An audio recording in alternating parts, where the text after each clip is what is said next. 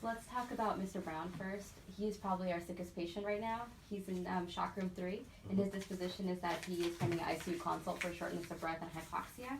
His patient summary is that he's a 62-year-old male. He has HIV, last CD4 was 271, ESRD, on scheduled hemodialysis, last dialysis 4 days ago, COPD, CVA with no deficits, hypertension, diabetes, AFib, not on anticoagulation, and histoplasmosis on itraconazole. He presents with a 2-day history of shortness of breath in the setting of medication noncompliance and inability to receive his dialysis for the past 4 days. He was last admitted to MICU in June of this year for respiratory failure and MRSA bacteremia. Per EMS, when they brought him in, they noted he was hypoxic to the 90s with crackles bilaterally, so they started him on CPAP and gave him duonebs. When he got to us, he was transferred to BiPAP. He was noted to have crackles. He had some lower extremity swelling. His initial BP was 120 systolic. There was concern for volume overload, so we started him with 40 of Lasix. At that point, he also had an EKG done, which showed ST elevations in V1, V2 with no reciprocal changes, but we didn't have a prior to compare to, so STEMI was called on him. Dr. K talked to me from cardiology and said it was not a STEMI, and the STEMI was canceled at that point.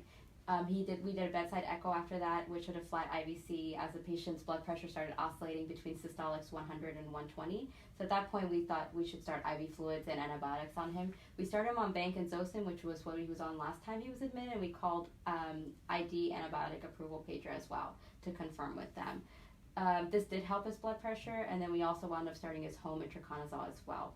His CT chest PE protocol showed new infectious nodules as well as new PEs, so he was started on a heparin drip at that point too. His differential right now is to include sepsis, PE, ACS, or volume overload. His lactate initial one that came back was 3. He was hyperglycemic to the 300s but didn't have a gap, and his point of care troponin was 0.2. MICU has been consulted on him, and I anticipate that they'll admit him, especially because they have beds open right now. As far as his action list goes, there's a repeat VBG with lactate that's been ordered. His LDH is pending. He has a lab troponin, CD4 count, UA, and cultures that are pending as well. As far as the situational contingency plan is concerned, he's received 2 liters of fluid at this point. His blood pressure has been responsive to that.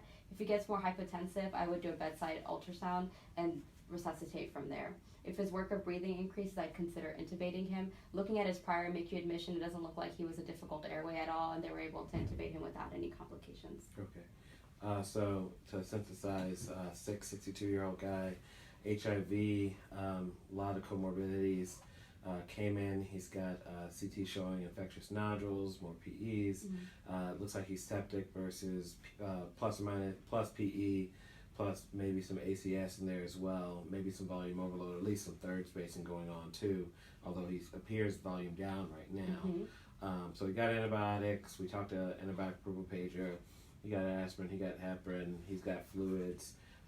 ICU's looking at him. Does he know how sick he is, and is he okay if we need to intubate him? He's okay if we need to intubate him. We've talked to him about that, given his prior history. I don't know how much he knows his insight into his disease, unfortunately. Okay, we'll go up and say hi to him right after sign out. Make sure he's okay. All right.